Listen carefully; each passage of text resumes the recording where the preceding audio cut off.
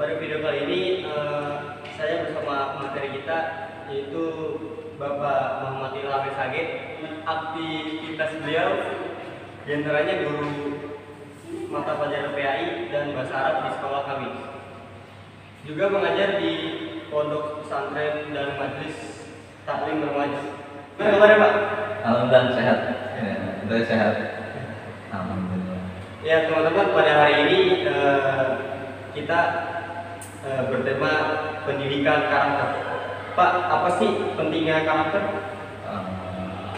Pentingnya karakter. Pendidikan karakter itu, atau kalau bahasa lainnya gitu ya, biar lebih enak aja, ada itu istilahnya adab atau akhlak gitu ya. Nah, apa nih pentingnya adab atau akhlak atau karakter yang baik? Pentingnya adalah bahwa adab atau akhlak itu termasuk dalam unsur penting gitu ya dalam proses pendidikan. Sering kan ada pepatah mengatakan adab dulu baru ilmu gitu ya. Karena orang yang beradab itu pasti berilmu. Tapi kalau orang yang berilmu belum tentu dia beradab. Nah, itu makanya adab, akhlak, karakter itu penting ya dalam proses pendidikan. Juga kalau boleh mengutip dari sabdanya baginda Nabi Muhammad SAW, beliau kan pernah berkata, "Inna nubu'istu liutamima makarimal akhlak." Bahwa aku, maksudnya Nabi Muhammad itu diutus untuk menyempurnakan akhlak. Jadi emang benar bahwa adab, akhlak, karakter itu menjadi unsur penting gitu dalam proses pendidikan. Makanya penting nih untuk dibahas pada MPLS kita pada tahun pelajaran 2020-2021 ini. Itu penting, salah satu ya pentingnya dari karakter gitu atau adab gitu. Iya Pak, ada nggak pendapat ulama tentang adab dalam menuntut? Menurut ulama ada pendapat ulama itu ada dalam kitab Ta'lim tuh karyanya Imam Syekh Zarnuji. Beliau itu pernah berkata adalah dalam satu pasalnya itu mengatakan iklan bi anna talibal ilmi la yanal ilma wa la yantafi'u bihi illa bi ta'zimil ilmi wa ahlihi. Jadi beliau itu berkata, ketahuilah bahwa sesungguhnya seorang penuntut ilmu, seorang santri, seorang pelajar gitu. Biar talibal ilmi la yanal ilma, enggak bakal dapat ilmu ya. Dia enggak bakal dapat ilmu wa la yantafi'u bihi, dan juga enggak bakal manfaat ilmunya. Illa bi ta'zimil ilmi wa ahlihi, kecuali si pelajar itu atau si santri itu takzim sama ilmu, juga takzim sama guru. Makanya jadi kalau menurut beliau ini, kalau ada santri, ada pelajar gitu, dia rajin belajarnya, dia misalnya pinter, dia sekolah ranking 1, misalnya dia hafalannya hebat gitu, memahami pelajarannya juga bagus, tapi kalau dia nggak takzim sama gurunya, kalau dia adabnya itu buruk, adabnya itu bobrok, maka nggak bakal berkah, nggak bakal manfaat ilmu. Jadi makanya itu penting banget. Beliau mengatakan bahwa saking pentingnya takzim sama guru, saking pentingnya takzim hormat gitu sama guru, itu bisa menjadi unsur sukses atau berkah manfaat ilmu dia nanti setelah lulus dari sekolah atau dari pesantren. Itu kata ulama, salah satu dari kata ulama gitu ya, tentang pentingnya seorang pelajar itu dalam menggunakan adab atau berakhlak yang baik sama guru-gurunya. Karena aku tahu sendiri kan zaman sekarang itu pelajar adabnya kayak gimana sama guru. Waduh, masya Allah, zaman sekarang tuh udah macam-macam kan. Ya, ada sama guru, ada yang melawan. Bahkan ada tuh berita-berita itu ada yang guru itu berantem, maksudnya anak guru itu berani gitu berantem sama guru. Ada yang gitu, tapi dibunuh ya ada yang dibunuh. Pokoknya semakin kesini tuh adab gitu atau karakter siswa itu semakin bobrok gitu. Makanya di sini kita penting untuk menyampaikan pentingnya atau urgensi dari adab, karakter, akhlak seorang murid terhadap guru, karena itu bisa menjadi salah satu step si santri atau si pelajar itu bisa menjadi pelajar yang sukses nanti di masa depannya kayak begitu. Itu salah satu qaul atau pendapat ulama ya tentang adab dalam ilmu pentingnya. Itu. Nah, Pak, yang terakhir Pak, apa saja Pak yang mesti dilakukan seorang pelajar sebagai adab terhadap guru? Oh, yang dilakuin gitu apa aja itu? Salah satunya gitu ada, selanjutnya masih dalam kitabnya itu Ta'lim dikatakan wa min tawqiril muallimi an la yamshi amamah. Jadi pertama nih, salah satu cara atau salah satu yang harus dilakuin sama seorang pelajar kalau dia itu lagi proses belajar gitu, untuk hormat atau adab sama gurunya, an la yamshi amamah. Itu pertama, jangan berjalan di depan gurunya.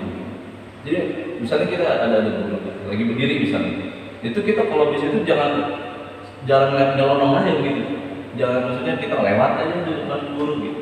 Paling minimal kalau misalnya kita emang harus lewat gitu ya, misalnya kita emang harus ada penting gitu mau lewat, ya kita permisi atau sambil nundukkan ke kepala kita untuk hormat sama guru kita itu yang ada kita pas lagi ketemu itu.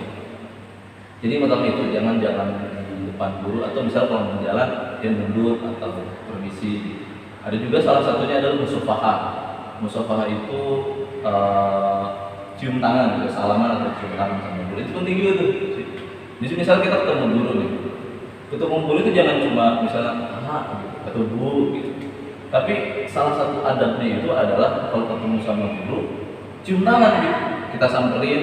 Kalau yang kita mau lewat juga tadi kan, kita samperin, kita raih tangan kita punya guru, kita cium tangan guru. Ciumnya itu sekarang beda ya sih. Ada yang di jidat kan, ada lagi yang saya pernah juga ada anak murid sana itu taruh di pipi. Itu salah paling gitu, bukan salah sih, kurang tepat lah.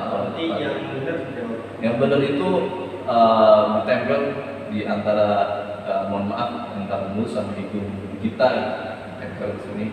Lebih afdalnya itu dihirup di tangan, dihirup. Atau bahkan kalau kita contoh santri-santri di santri salaf gitu ya, itu bahkan lebih dari itu gitu. Jadi dia dia raih tangan punya gurunya, dia cium, dia hirup, bahkan itu sampai pecinya dibuka, tangan gurunya itu ditaruh di kepala. Itu saking hormatnya, maksudnya saking dia pengen gitu dapat berkah, mengalir tuh keberkahan guru kepada dia. Makanya kita nih paling minimal gitu, kalau ketemu sama guru kita cium tangan itu yang benar gitu, yang seperti tadi saya bilang gitu, tangannya sambil dihirup kayak begitu.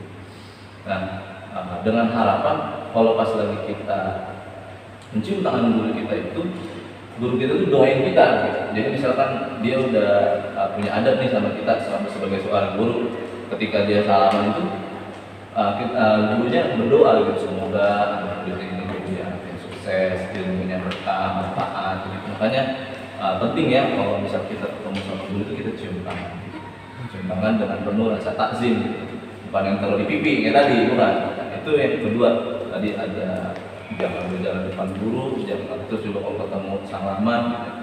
Ada juga an la yarfa sautahu, jadi jangan mengangkat suara di depan guru. Misalnya nih, kita lagi ngobrol sama guru, itu seorang murid itu adabnya itu jangan lebih kencang sama gurunya. Misalnya guru ngomong baik-baik gitu, Asya gimana kabarnya, tiba-tiba itu langsung baik pak gitu. Pokoknya suara itu lebih kencang gitu daripada itu, termasuk nggak adab. Jadi kalau ngomong guru itu yang baik, ya pak gimana, yang sopan. Karena khawatir ketika dia ngomongnya lebih kencang daripada gurunya, itu bikin hati gue itu sakit gitu. Maksudnya bikin gak enak hati seorang guru terhadap itu murid itu kayak begini. Jadi kalau lagi ngomong sama guru kita punya adab sambil penuh takzim, juga jangan mengangkat suara kita itu lebih besar daripada suara guru kita. Nah, itu termasuk adab tuh, adab seorang siswa, pelajar, santri terhadap guru gitu. Zaman sekarang lu lagi perempuan cerai-cerai tuh kan. Waduh, biasa itu kalau ketemu sama guru-gurunya masih muda tuh. Wah, udah kan. Bapak gitu. Dia lagi gurunya ganteng kayak bapak. Aduh ini. Jadi begitu. Ada berapa tuh tadi? Ada 3. Ada juga nih yang termasuk penting juga gitu ya, yang kadang masih sering dilakuin sama pelajar dan itu sesuatu yang salah, yaitu an-la yajlisu makanah. Jadi jangan sampai seorang murid itu duduk di tempat duduknya guru. Kan guru kan ada tempat duduknya di depan, ada tempat duduk, ada meja. Itu kalau santri atau pelajar yang baik itu dia nggak mau tuh duduk, jangan sampai dia duduk di depan guru, itu nggak sopan, nggak ada. Kalau yang sekarang kan biasanya kalau diistirahat kalau ada gurunya ya enggak, dia mau ngambil bawa makanan ke ruangan, terus dia duduk di bangkunya guru, kakinya naik ke meja. Wah, itu udah jauh banget itu dari adab gitu. Makanya salah satu adabnya juga adalah jangan kita itu duduk di tempat duduknya punya guru gitu ya, di depan. Nah itu beberapa adab gitu ya